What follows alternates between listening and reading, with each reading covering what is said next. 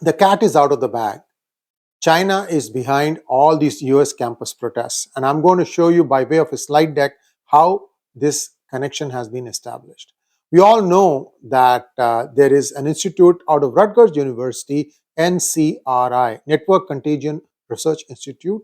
They go and conduct research. They find out, for example, we had one very impactful hangout where we talked about how on various social media platforms, Hindu phobia is actively prevalent. So this is another effort that they have done, fantastic work, and it's a 62-page document. I'll put it on I'll give you the link to that if you want to read it. But what I'm going to give you is an extract of that, and it runs into a few slides, and I'm going to talk to you through those slides to you so that you get to know what exactly has happened, how this money came in, and how much is the extent of money. That data alone is going to blow your mind. So a request to all of you, please like this video, please subscribe to this channel. Also, share this thing with your friends on WhatsApp and whatever other social media group that you happen to be frequenting. Because remember, today, this is not just Twitter, Facebook, or Snapchat. We have many other platforms, 4chan, Telegram, Reddit, and I can just go on. All of these are Instagram. All of these are data disseminators. You can form groups, you'll be in silos where you'll be telling this.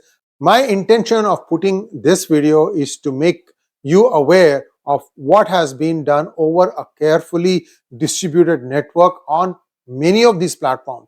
See, if we don't go to a particular platform, we think that this has not been discussed. That's precisely the thing here. These fake narratives have been put on platforms that you and I don't frequent.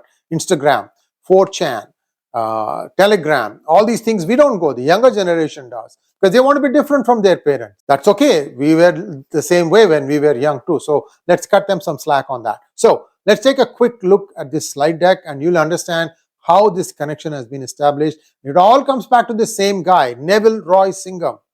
How this happened, what are the names of the organizations, how this is being spread across the US campuses is all out now. I'm sure the Biden administration will start cracking down, and it has to. It has no choice.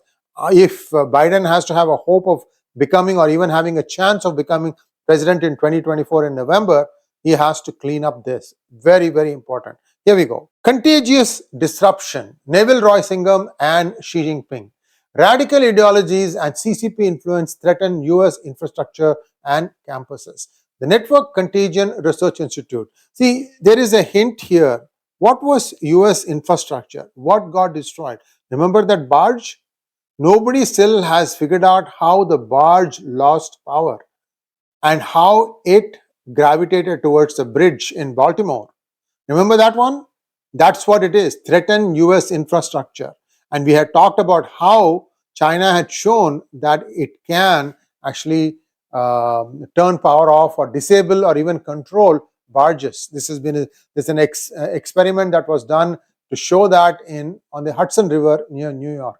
Now, the NCRI assesses that the network linked to the Chinese Communist Party, CCP, funds and supports both alternative anti-establishment media organizations as well as anti-American narratives. Conservative estimate says that close to 80,000 crore rupees are being spent in India to actively put out fake narratives. That gives you an idea of how much the money is involved here. 80,000 crore is a very big number. And the organization that is doing all the seeding, controlling is called Shut It Down for Palestine. SID4P. This network represents a significant concern for the internal stability of the United States. This thing became active after the October 7th incident. Conveners or organizations operating under this umbrella are members of the Singham network, the same Neville Roy Singham, which is a global web of non-profits, fiscal sponsors, and alternative news sources tied to Mr. Neville Roy Singham. We've already talked about how NewsClick in India got the funding from them. So it's all tied in. The clincher here will be when you see the amount of money that has been put in. We still don't know who put that money in, but we know the conduit from the NCRI findings. This organization has ties to some very extremist groups. These have been termed terrorist organizations in the United States, and they have strong ties to them. What are they doing? They are exploiting some regulatory loopholes that exist in the United States financial system, and from that, they have been funding all these organizations. What are its goals? Its goals are to exacerbate societal tensions, polarize the younger generation, and appear to seek the destabilization of American institutions. We saw all these things happen. Polarization by trying to isolate the Jews, and then slowly but surely Hindus are also being isolated. This is another growing problem. Then we also have destabilization of American institutions. You saw that some of the commencement proceedings were disrupted by people shouting slogans. Commencement is like the last thing many students do, because that is the day that's the last day of campus. Then out, once they are done, they are graduated, they are done with the campus part, and they'll be going on to seek their future elsewhere. And is this how you want them to remember their commencement day ceremony? This is the thing, because these people will stop at nothing to create outrage, to create shock, to shock you into thinking that, oh my goodness, something really bad in the world is happening. I have to do something about it. Fact of the matter is, in Pak-occupied Kashmir, close to 100 people have been gunned down by the Pakistani government attached units such as Rangers and paramilitary forces, and nobody is shedding a tear for them. This is Muslims shooting Muslims. That's not a problem. I see it as a humanitarian problem, and I'm surprised not a single mouth has opened this. No Rashida Tlaib, no Ilhan Omar, no Pramila Jayapal, no Bernie Sanders. Oh my goodness, what is wrong with you guys? So you're so transparently hypocritical. That's what surprises me. All these protests are well-funded initiatives. Remember, I told you that the tents all appeared identical across the United States. They all seem to appear out of nowhere. Suddenly, they seem to know exactly where to pitch the tents. So there was a toolkit that was discovered when they raided some campuses in New York City. All these things are tying in. So there is a well-funded organization. We have been giving you some numbers like $400 an hour or $8,000 a day and things like that. But if you look at the money that these people have, it's going to blow your mind. Yeah, I've said this thing a couple of times. You are saying, get to the point. Well, I am getting to the point. What are the groups that are operating under this umbrella of SID4P? And these are all entities on their own, okay? The People's Forum, Act Now to Stop War and End Racism. Answer, wow. International People's Assembly, IPA, Al-Awda, New York. National Students for Justice in Palestine, NSJP. Palestinian Youth Movement, PYM. Palestinian American Community Center, NJ, PACC. You see how I used to tell you about alphabet soup organizations? Now there's another rash of these alphabet soup organizations. And these are all the different organizations, People's Forum, and it's too small for me to read some of the names, but you get the idea. These are all the logos of these organizations. These organizations are listed out here. These are the logos. Now we move on to how exactly does the SID4P operate. They first initiate a cross-platform social media campaign. And essentially they tell you this riot here, this campus, this time, and everybody be there. And then people magically turn up there. This is like flash mob. Only thing is, the intent here is to do something much more destructive. The People's Forum, IPA, and Answer serve as the conduit through which CCP affiliated entities have effectively co-opted pro-Palestinian activism in the US, advancing a broader anti-American, anti-democratic, and anti-capitalist agenda. See, that's why they keep saying that, a particular campus should not take any donations from Israel or should not do any project with Israel. This is the thing. So the underlying thing is now coming out, and the proof has been established. NCRI has connected the dots, guys, and you will see how it is happening. These three far left, that is People's Forum, IPA, and Answer, are part of a network linked by close financial, interpersonal, and ideological ties to 𝗼𝙗𝘍 Singham and his wife Jodie Evans, a power couple within the global far left movement with close ties to the CCP. This is where the proof is starting to emerge. The People's Forum's finances highlight the intertwined fiscal relationships among Singham network entities alongside a substantial influx of untraceable 9-digit USD grants. That is 9-digit US dollar grants. Grants are something that are just given. No question of what did you do with it. No questions asked. How much is 9 digits? 6 digits plus 1 is $1 million. That is 7 digits is $1 million. 8 digits is $10 million. 9 digits is $100 million. It could go as high as $999 million, close to $1 billion. Close to $1 billion. That is the amount of money, and it's all untraceable and looks like it is an anonymous donor fund that has been administered by Goldman Sachs. I mean, Goldman Sachs starts getting involved only when the numbers are this high, I guess.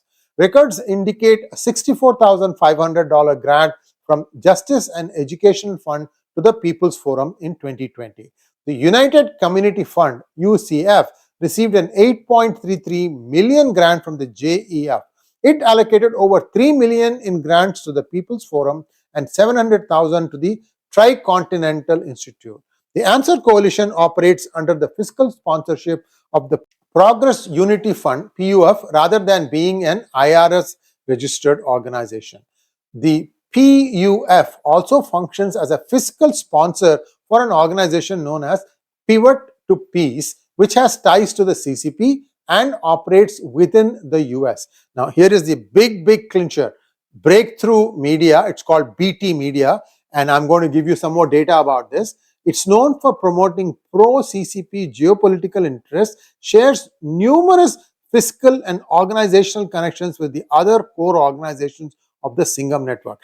Again, I'm going to give you a link to this report. This is by NCRI. You can go read it for all the details. Now, the BT Media organization received financial support from other Singham-linked entities. These include $483,000 transferred from JEF, $15,600 from PUF, and $540,000 from GSPF since 2022. The People's Forum has put out a tweet saying that for months we have been the target of a campaign that alleges our funding comes from dark money. A few years ago, we met Rouy Singham, a Marxist comrade who sold his company and donated most of his wealth to non-profits that focus on political education, culture, and internationalism. On the face of it, nothing wrong in an individual who has made good from donating it to whatever causes he feels is appropriate. There's nothing legally incorrect about it.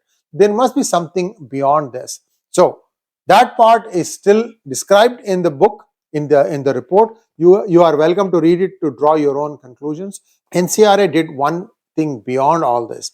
They went and analyzed all the videos that have been put on this BT Media channel, and they found out that almost every one of them cast China in a positive light, especially highlighting its innovative initiatives and global influence.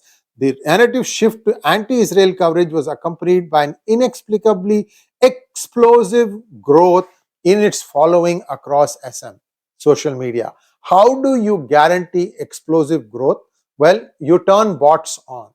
There are companies that will turn bots on that will automatically generate a whole bunch of responses for you, and they will go in turn seed, they'll seek out each other, they'll retweet each one, and that's how the ecosystem starts growing and growing and growing.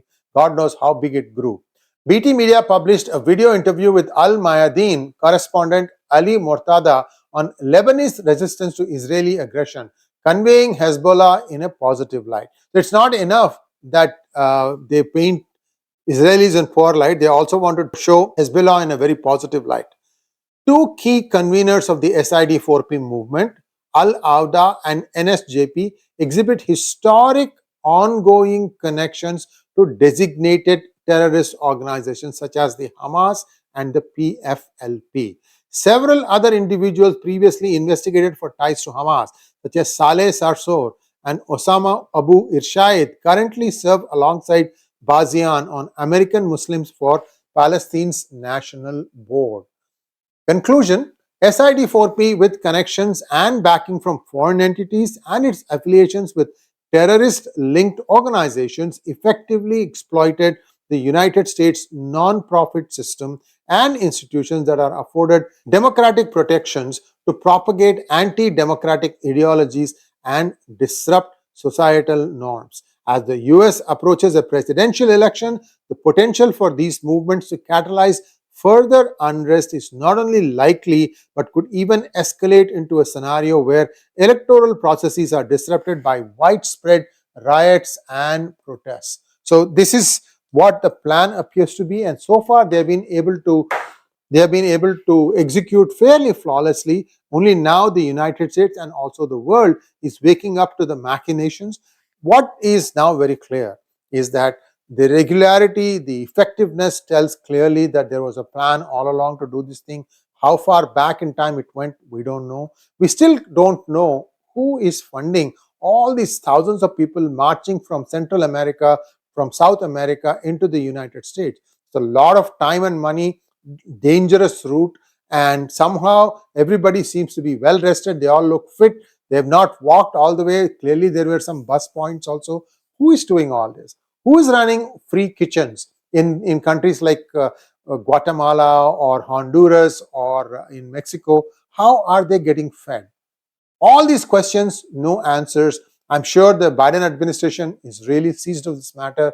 They should first seal the border, and that makes it, at least puts a stop at the end. Then you start working backwards to make sure that no more such illegal intrusions take place. Thanks for watching. Please like, share, and subscribe to our channel. Don't forget to click on the bell button for notifications. Namaskar.